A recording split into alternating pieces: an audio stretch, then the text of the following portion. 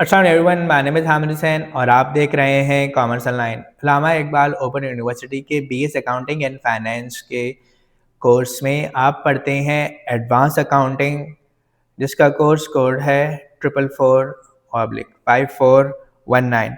और ये जो कोर्स है ये बीकॉम के स्टूडेंट्स भी पढ़ते हैं, एडीसी के स्टूडेंट्स भी पढ़ते हैं और बीएस के स्टूडेंट्स भी पढ़ते हैं।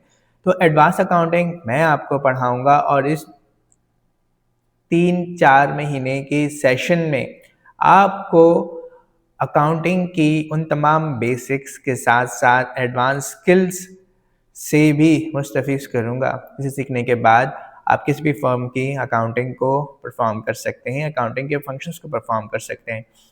आपको मैं एक बात बताता चलूँ, देखिए आप ऑनलाइन स्टडी कर रहे हैं और अल्लामा इक़बाल ओपन यूनिवर्सिटी से पढ़ रहे हैं।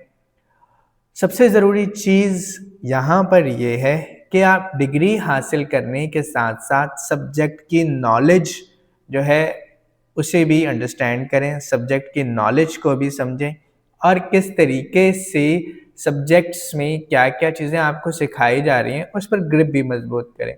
तो मेरी कोशिश ये है कि इस सेमेस्टर में आपको जो एडवांस अकाउंटिंग का कोर्स मैं पढ़ाने जा रहा हूँ, इस कोर्स के बाद आप किसी भी फर्म की फाइनेंशियल अकाउंटिंग को बेहतर तरीके से परफॉर्म कर सकेंगे।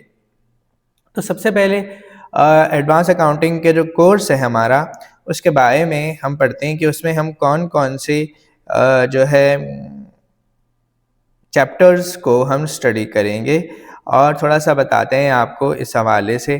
तो सबसे पहले आप देखें कि आपके पास जो एडवांस अकाउंटिंग का कोर्स है, जैसे बीएस अकाउंटिंग एंड फाइनेंस और एडीसी में आप पढ़ते हैं, इसका कोर्स कोड है 444/5419 और इसमें यूनिट्स हैं आपके पास 1 से 9 और ये अल्लामा इक़बाल ओपन यूनिवर्सिटी इस्लामाबाद से जो है ये आपको कोर्स रिकमेंड किया गया है।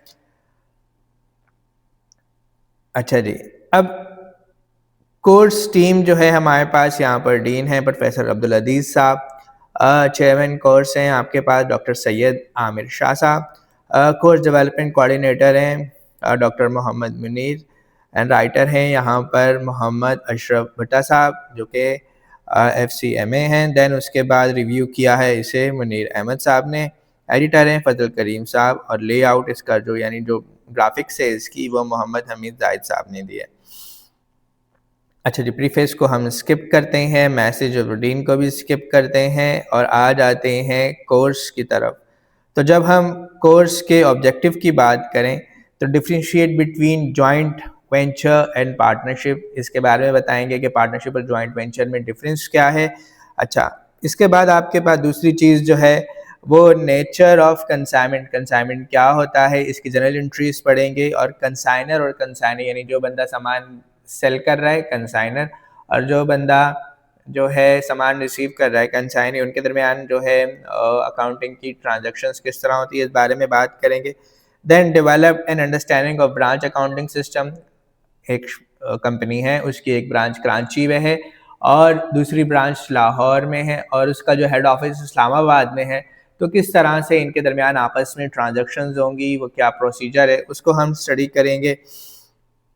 इसके अलावा अंडरस्टैंड डिपार्टमेंटल ऑपरेशंस हैं, प्रिपेयर डिपार्टमेंटल इनकम स्टेटमेंट है, एलोकेशन ऑफ कॉमन एक्सपेंस है। देन इसके बाद इंस्टॉलमेंट सेल्स और हायर परचेज के हवाले से है हमारे पास। इंस्टॉलमेंट सेल्स हमारे पास क्या होता है, जैसे किस्तों पर कारोबार कोई शख्स करता है तो जो वो बेच रहा है वो इंस्टॉलमेंट सेल्स कर रहा है और जो खरीद रहा है वो हायर परचेज कर रहा है। देन कॉन्ट्रैक्ट अकाउंट्स के बारे में बात करेंगे, differentiate between completed and incompleted contracts क्या होते हैं इस बारे में समझेंगे। Then various classes of shares and bonds, यानी शेयर्स एंड डिबेंचर्स, कंपनी जब शेयर इशू कर रही होती है, शेयर क्या होता है, अ पीस ऑफ ऑनरशिप। तो इस बारे में हम बात करेंगे कि शेयर्स सर्टिफिकेट्स जब इशू करती है कंपनी तो उसके लिए अकाउंटिंग ट्रीटमेंट्स क्या करती है, इस तरह जब वो लोन लेने के लिए डिबेंचर्स इशू करती है उसकी अकाउंटिंग ट्रीटमेंट्स क्या होती है, इस बारे में मैं आपको बताऊंगा। अच्छा, देन उसके बाद apply accounting principles to prepare final accounts, final accounts हमारे पास इनकम स्टेटमेंट बैलेंस शीट्स वगैरह होते हैं। अच्छा, इसके बाद evaluate the necessary of financial organisations and record transaction of liquidation, यानी जब कारोबार ख़त्म हो रहा है, एब्जॉर्प्शन, एक कारोबार दूसरे कारोबार में जो है उसको एब्जॉर्ब कर रहा है, यानी एक बड़ी कंपनी है नेस्ले, वो एक छोटी कंपनी है पाकोला, उसकी फंड्स उस कंपनी को एब्ज़ॉर्ब कर रही है अपने अंदर। इस तरह के जो पाकोला कंपनी की जो है वो अपना एग्ज़िस्टेंस ख़त्म कर देती है, इसे एब्ज़ॉर्प्शन कहते हैं, अमलगमेशन। 2 बड़ी कंपनीज़ हैं, वो मिलकर एक न्यू कंपनी फ़ॉर्म कर रही हैं, ये अमलगमेशन है हमारे पास। इनकी ट्रांज़ैक्शंस क्या होती हैं, इसके बारे में पढ़ेंगे। तो हमारे पास यूनिट 1 अब आप समझ गए हैं कि जॉइंट वेंचर के हवाले से है, यूनिट 2 कंसाइनमेंट अकाउंट्स के हवाले से है, unit 3 branch accounts, unit 4 departmental accounts, unit 5 instalment sale, then contract accounts और share capital and debenture, accounting company accounts और देन उसके बाद फाइनेंशियल जो है रिकॉग्निशन है। तो अगर हम यूनिट 1 यानी जॉइंट वेंचर के बारे में बात करें तो डेफिनेटली बात करेंगे, पढ़ेंगे, इसको समझेंगे, लेकिन अपनी नेक्स्ट क्लास में अपना बहुत ख्याल रखिएगा। टिल देन अल्लाह हाफ़िज़।